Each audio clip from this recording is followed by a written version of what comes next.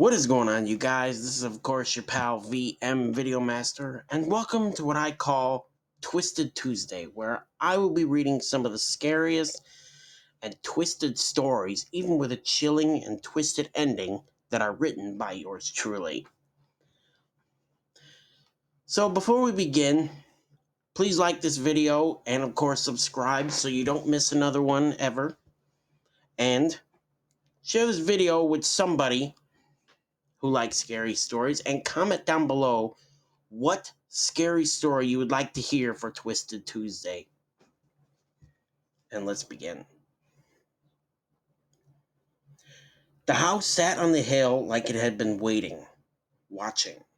Locals called it Blood Manor, not just because of the name carved into the stone arch above the gate, but because of the stories, the disappearances, the screams people swear they heard echoing on stormy nights. Most folks pretend it's not even there. Me, I'm not most folks. I'm Sarah Blood, a rookie paranormal investigator with more guts than common sense. I usually chase cold spots, unexplained whispers, the harmless kind of haunted. But this place, it felt personal, like it knew me. I packed my EMF reader, voice recorder, flashlight, and the kind of confidence that only comes before a mistake. I was ready to spend one night inside Blood Manor. I thought I was investigating it, but I was returning home.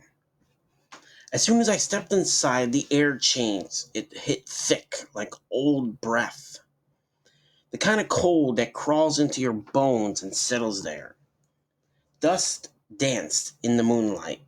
The EMF reader started flickering the moment I passed the staircase.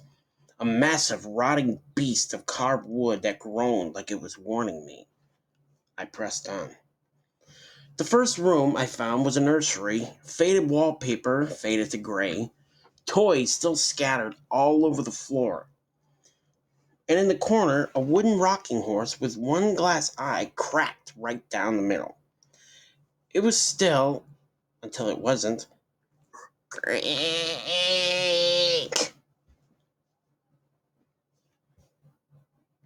The horse began to rock. No wind, no movement in the room, but mine. And suddenly, I could see my breath in the air. The EMF mirror shrieked. I didn't want to see what else might move.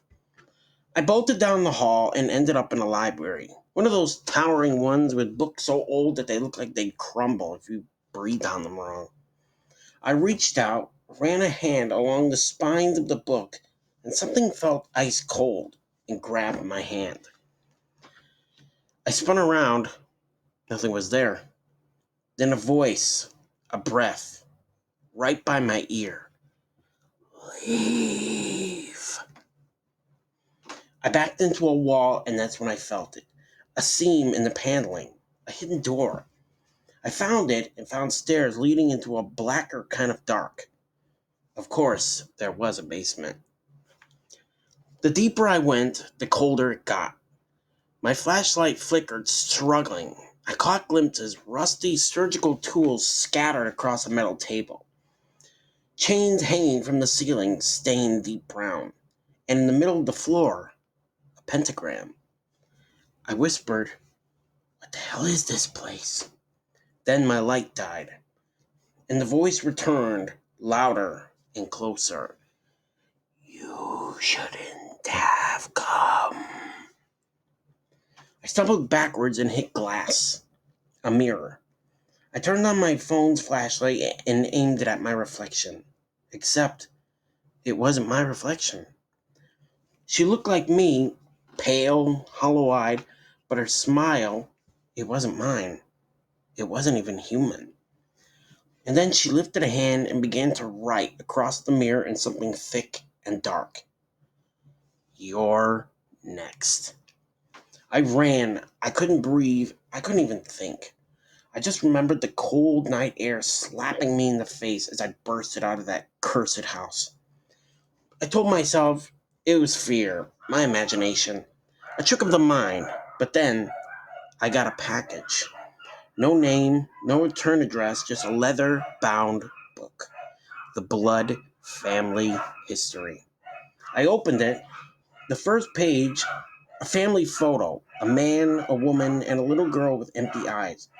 Eyes I'd seen before in the mirror. And then I flipped to the last photo, the basement, the pentagram, the tools. And in the center, a woman strapped to the table, her mouth frozen in a scream.